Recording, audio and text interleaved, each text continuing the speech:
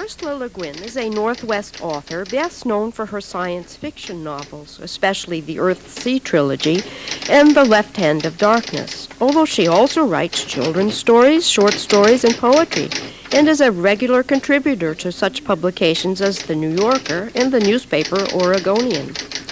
Mrs. Le Guin lives and works in a house in Portland, Oregon that she and her husband, Professor Charles Le Guin, bought 25 years ago to raise their 3 children in.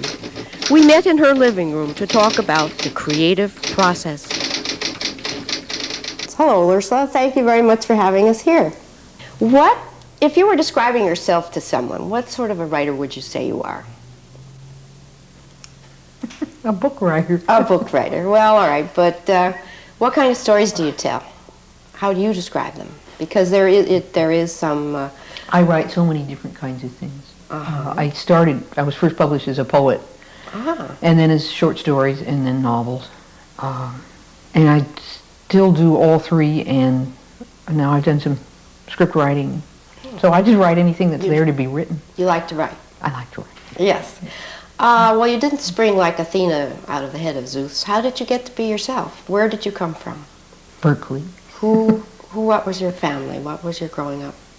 Well, I had a professor of anthropology, and a mother who became a writer late in her life, after the age of 50, and 3 older brothers, and a very happy childhood, with a lot of interesting people and a lot of books and a lot of general vitality around the house. And what sorts of things did you do as a child? The things kids do, plus writing. Plus you were started off very early writing? Yeah. As soon as I learned how to write, I started writing. Right. How did your parents react to that? Or They just sort of took it for granted. It was fine with them, but they didn't make any fuss about it. Did they read you things? Yeah, sure. I showed him stuff. And they were always mildly encouraging, but they did not go into raptures and fall on the floor, or anything. And how about school? How did you get along at school? All right. What was the problem? I was a shy child, introvert child who was, stood around and felt embarrassed at school a lot of the time. I didn't like school until I got to college. And then in college I found there were other eggheads, Well, and then you could decide what you were going to do more, too. Yeah, you are a lot freer once you're through high school. One of the things we're exploring on this series is the whole what keeps a person creative, because most children are to some degree, but not all of them manage to do it through the rest of their lives.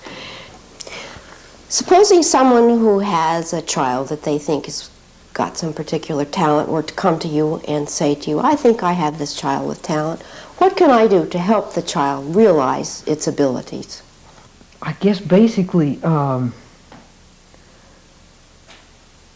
approval, support, and admiration, but intelligent admiration. I mean, we had a musical kid, and neither of us knows anything about music, and we were very dumb about what to do with her. So I know exactly how a parent who has a child who is doing something they don't understand very well, you sort of try to educate yourself. Your child is going to educate you in that case, which is very exciting for everybody, and very pleasant really for everybody. And you just sort of, you try to figure out what the kid needs to go on with whatever this gift may be, whether it's, for music or athletics or gardening or writing or whatever, You take it seriously. And you take it seriously, and yes, and sort of go along with it. And did you decide to be a writer, or did you discover that you were one? When was the turning point where you knew this was it? I think about age 5. You weren't tempted anything? I never said I want to be a writer. I said to myself, because I was too shy to say it to anybody else, I am a writer. I just took it for granted. That was one thing I was going to do, and I always did. Well, you're early on. You were a science fiction writer, primarily. That's what I first got published as. Well, I first got published as a poet, For years, I was able to publish nothing but poetry. Everything else I wrote came back from the editor with a little printed form that says, "No, thank you. We do not need this material." And when I first broke in was as a science fiction writer. They got onto what I was doing. The editors began to understand you. Yeah, because I've always written kind of dingy stuff, stuff that was hard to categorize. A lot of what I write that is published as science fiction is probably not properly science fiction even, but it doesn't matter. Science fiction is a very open, generous field where you can do all sorts of stuff. Well, I noticed it seemed to me that in your articles about science fiction, somewhat of a frustration with being in a category. Do you feel some kind of? Well, it cuts both ways. If you're put into one of these pigeonholes, a genre like romances or science fiction or westerns or mysteries, a lot of readers and a lot of the serious critics and reviewers will automatically not even read your books. So you're cut out from a certain amount of dialogue and a certain amount of readership because people automatically assume that if it's science fiction, it's got to be lousy, you see, that sort of thing, which is very unfortunate and rather stupid. It's changing because now science fiction is being taught as simply a branch of literature, which it is, in a lot of schools and colleges. So all that is changing, and that's the bad side of the coin. The good side is that if you're a science fiction writer, you have a large and intelligent readership ready-made. Yeah, well, you have fans, so you have a fan club after you. And they write you letters. They respond to the author much more than most readers do. And so you get immediate feedback on a book, which is great. And they say, this was lousy, that was good. So, and most writers are so cut off from their audience. Yeah, that was something I was going to ask you about, because it seems to me that very few people have that kind of support, waiting for out there with bated breath for their next book. It's great. And there are many intelligent readers who have read a lot of this sort of stuff, and they know when you're faking, they know when you're slacking, They keep you. Another group like that is adolescents. If you write young adult books, they do not let you get by with faking. They see through it. And they'll write and tell you so. How nice. Yeah. Not always nice, but exciting. Well, I mean, for you to have this exposure and a sense of reaching people. Yes, of really communicating and hearing back again, so you get a real sense of audience. So you said something about yourself as having been a shy child. Is the writing partly a way of talking to people? I suppose so. And it's worked. Yeah. How do you work? I think a lot of people who, when they stop to think about creative people, think it's sort of like a 24-hour golf game or always going fishing or something. What is it that you do? It is funny. People, particularly writing, I think, people do assume it's something you do in your spare time. Yes. Which is kind of, I do my housework in my spare time. Yes. Well, these days when the kids are grown up and out of the house, I sort of get to my desk between 7 and 8 in the morning and leave it between 12 and 1. Because 4 or 5 hours work, if I'm working hard, is all I can do anymore. When the kids were home, I worked at night because you cannot do real artistic professional work and be looking after kids, be responsible to and for kids at the same time. There's no way you can do that. So you get them to bed or whatever, But it's not a mutually exclusive possibility for one person to do both. Or is it superhuman? One person to do both is pretty hard. If you've got a supportive spouse, and I mean truly supportive, so that she's got her job, he's got his job, and they've got their job, which is child rearing and housekeeping. And that's precisely what my husband gave me, was that kind of really genuine, generous support with no strings attached. So that is quite unusual, but it does work. 2 people can do 3 full-time jobs, yes. Yeah, that's a very good way to put it. But I don't think one person can do 2 full-time jobs. Women kill themselves trying to do that, and get into so much rage and anger and guilt about it that You know, if you don't have this kind of partnership, then you've got to get some kind of hired help or child care. I think is the only way to do it. If you're going to keep if you're going to have a family and be a full-time artist too, yeah, or professional of any kind, really. Well, and you have to keep it going, because if you're going to wait till they grow up, it's going to be hard to step back into your own life. It's very hard.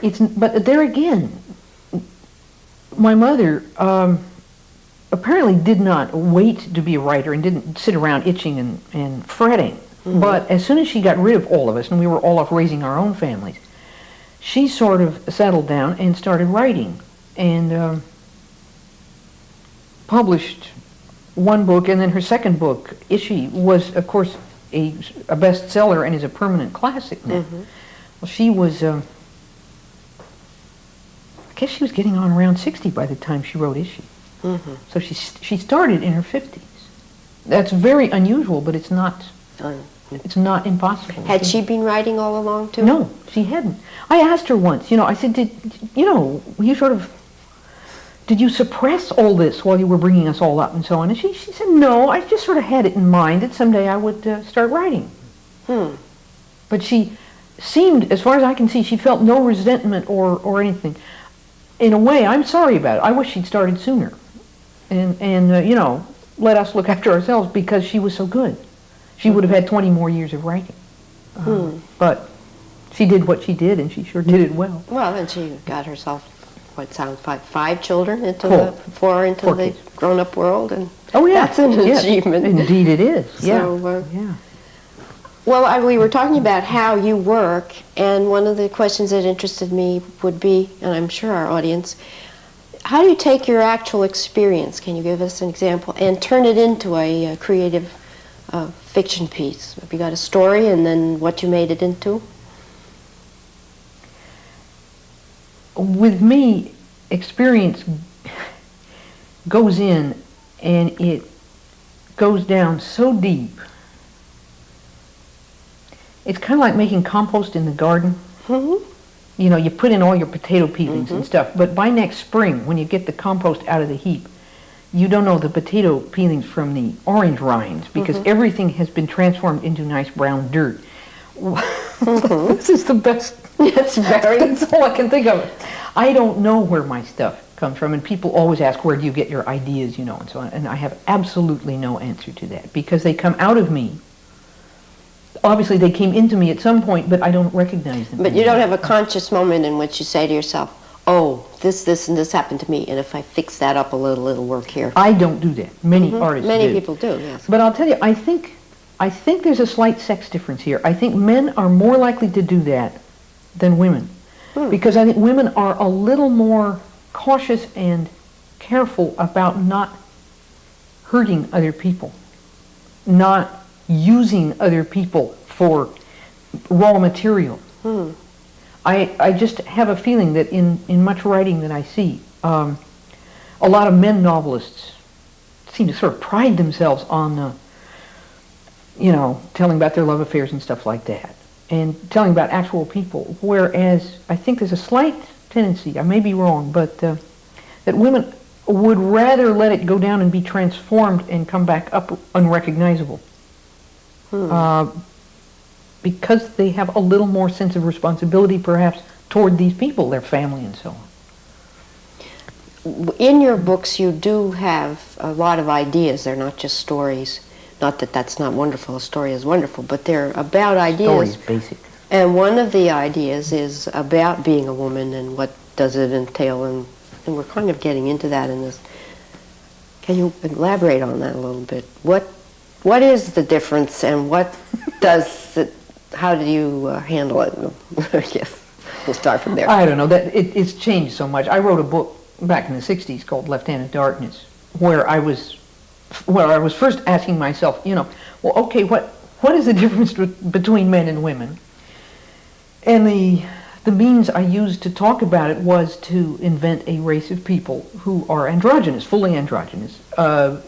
You only become sexually active once a month, and you may become active as a man or as a woman. You don't know which. So that everybody is part of the time non-sexual and part of the time either a man or a woman. So then when no one is a man and no one is a woman permanently, what's left? What remains that's human? What is a person? What are they like? Mm-hmm. Yeah. So it was a sort of thought experiment, and I played around with that. And I guess I've been, every now and then I come back around to the same subject. Well, that's what I partly mean about playfulness. You have a short story in which the people are a dominant species, and so are lions, and so are cats, and they play them. You play them off against each other. To me, that's a form of playing. Oh, sure, all art is playing. Okay. Yeah, like dancers. What do dancers do? They play with their bodies. With themselves. Yeah. So you're exploring what is the nature of woman and what is just being a human being. Would you come up with, what are you telling? Have you got a message for women right now? Oh, gee, I don't like to do messages because I am a storyteller. Okay. The story is the message, and Right. you can't extract fortune cookie things out of it. Okay. I would just say that the whole women's movement of the late 60s and 70s and 80s has simply, I'm just grateful to it. It has just enabled me to go on as a person, as a woman, as a writer, where I think I might have been getting stuck without it. It's just the way of thinking that they've given us and the sort of sense of solidarity and so on has been very important to me. A form of validating your own experience, and did you feel that need to have? And the sense of solidarity is also very, very necessary, I think. Is this in a direct associations that you have made, or just in the knowledge that it's there? The groups, but also the writings, feminist literature, both fiction and the splendid criticism and so on that's coming out now, sort of different way of understanding writing and literature, a different way of coming at it, a sense that women have their own way of writing which has barely been explored, because a lot of us, well, I started out writing about men like a man, as much like a man as I could, unconsciously, but that's the way writing was done. You don't have to do that anymore. And, this is not to cut oneself off from men in any way. Men can read women's writing just the way women can read men's writing and be enriched both ways. We've impoverished ourselves because we've sort of had a male standard. Now, if we have two standards, we're that much richer. I'm hearing you say that women writers really do write differently than men writers. Well, I think they can. After all, they do have a different life experience. Okay. Not necessarily, they don't have to, but they can. Yeah, right. No, good heavens, they don't have to. And nobody has to write anything they don't want to. But the fact is that women do experience life differently, both in their body and in what they do, than men do. And that we haven't explored that very well yet. Men have tended to set the standard of writing, of what is written about, of the structure of the sentence, and so on. Virginia Woolf talked about this a long time ago now. And that we are, and also what is sort of respectable in the way of writing. For instance, I think we're beginning to discover things like the kind of diaries that women keep and so on, which have been ignored, and some of which are absolutely fascinating, but they aren't like anything else, and so they have to be sort of understood and talked about. And this is where this feminist criticism I'm talking about has been very exciting to a lot of us, because it simply, again, opens up new ranges of art, of expression, that have been sort of neglected. So it's just a matter, again, of enriching life. One of the things I've most enjoyed in reading books of yours is the fact that your lady characters like their children and seem to have a feeling of joyfulness and about the magic of children, which is really not very often described. I think many women writers never had any children. Anyway. A great many didn't.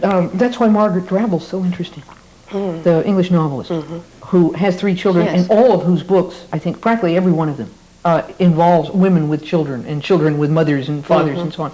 And this is not very much written about. It's true.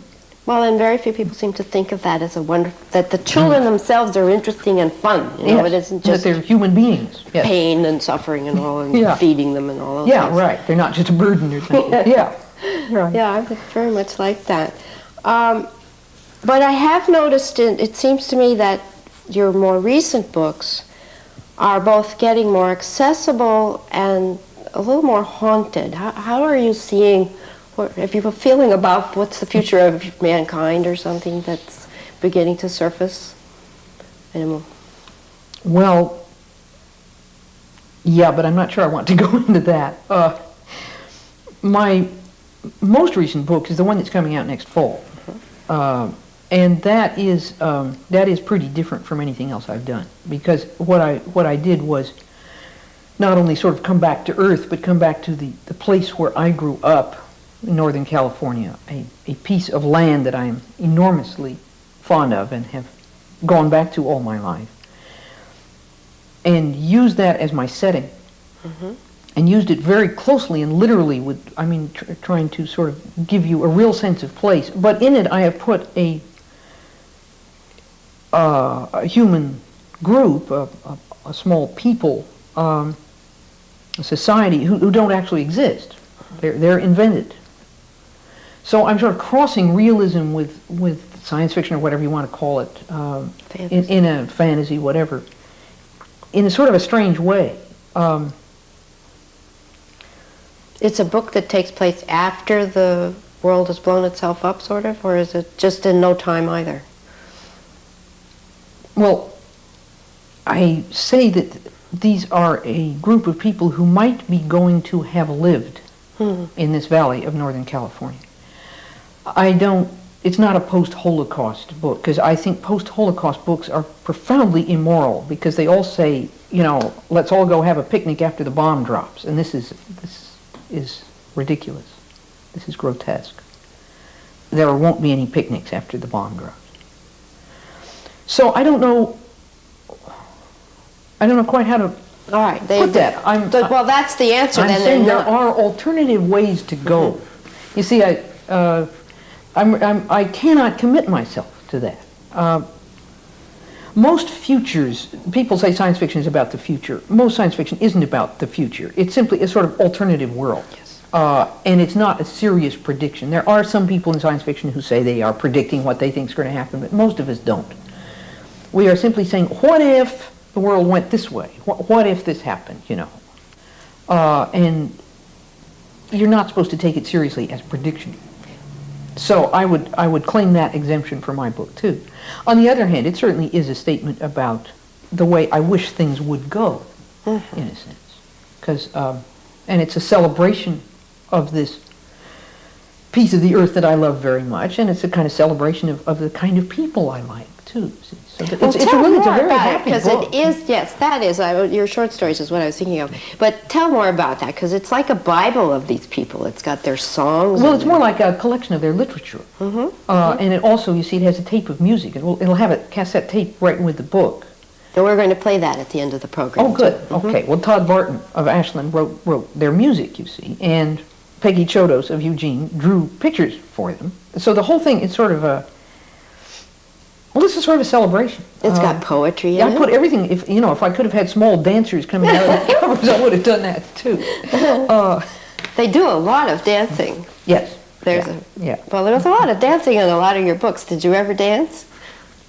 No, I can't dance and I can't sing worth beans. And so there's a lot of music and a lot of dancing in the books. I think writers put in things they can't do. I can't sail boats either. I can't go to Antarctica. But people in my stories do those things. There. Yes.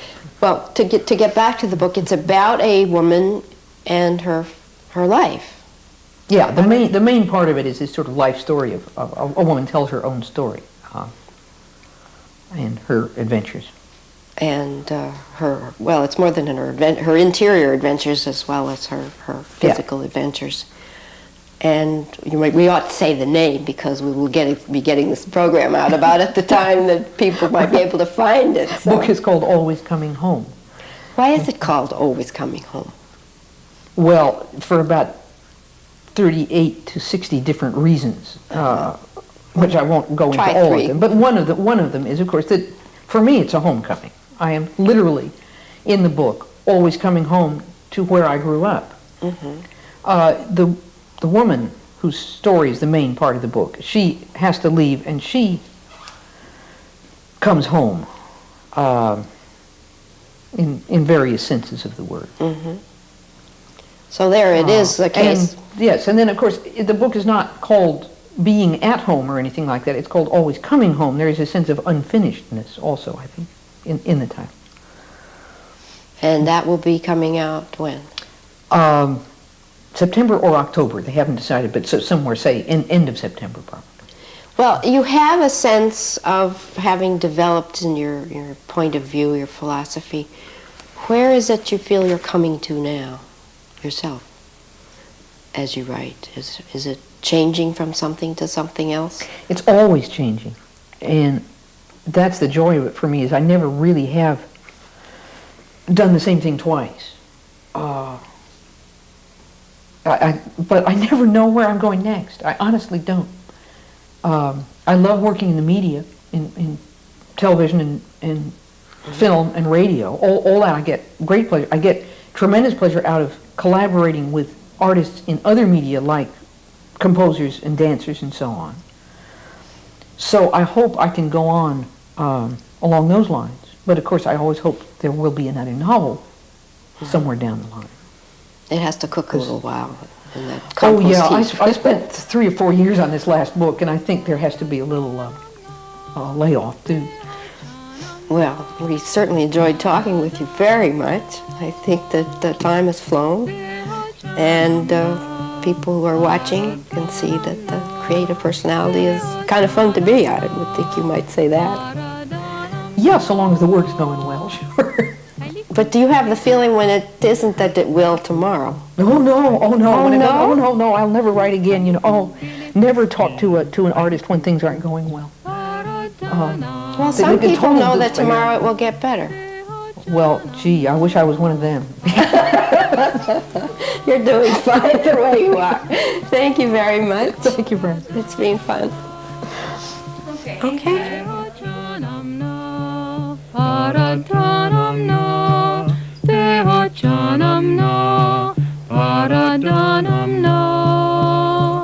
Kailiku, gilihu, Gelehu, kailiku, kailiku, diu, kailiku, gili. diu, kailiku,